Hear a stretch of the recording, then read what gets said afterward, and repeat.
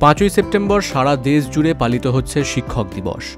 শিক্ষাগুরু ডক্টর সর্বপল্লী রাধাকৃষ্ণনের জন্মদিনকে শ্রদ্ধার সাথে স্মরণ করে এই দিনটি উৎসর্গ করা হয় সেই সকল শিক্ষক শিক্ষিকাদের যারা আমাদের ভবিষ্যৎ প্রজন্মকে সঠিক পথে চালিত করছেন।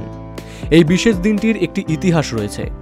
1952 সালে যখন ডক্টর সর্বপল্লী রাধাকৃষ্ণন ভারতের দ্বিতীয় রাষ্ট্রপতি হিসেবে নির্বাচিত হন, তখন তার ছাত্র এবং বন্ধুরা তার জন্মদিনটি বিশেষভাবে উদযাপন করার জন্য অনুমতি চান।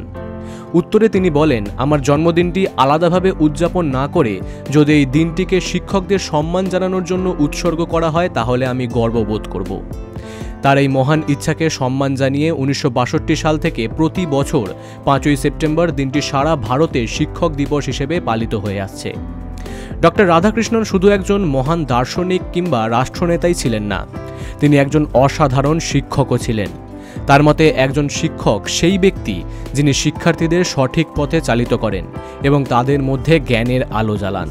শিক্ষকরা শিক্ষার্থীর সুপ্ত প্রতিভাকে জাগ্রত করে তাকে একজন দায়িত্বশীল নাগরিক হিসেবে গড়ে তোলেন। এই দিনে শহর থেকে গ্রাম পর্যন্ত প্রতিটি শিক্ষা প্রতিষ্ঠানে শিক্ষক শিক্ষিকাদের প্রতি সম্মান জানানোর জন্য নানান ধরনের অনুষ্ঠানের আয়োজন করা হয়।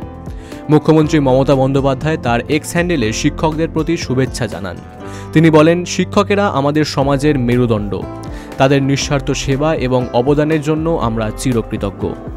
শিক্ষক দিবস আমাদের সেই সব মানুষদের স্মরণ করিয়ে দেয় যারা নিজেদের জীবনের সবটুকু দিয়ে আমাদের পথ দেখিয়েছেন।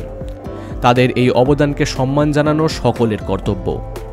Bureau report, big news Bangla.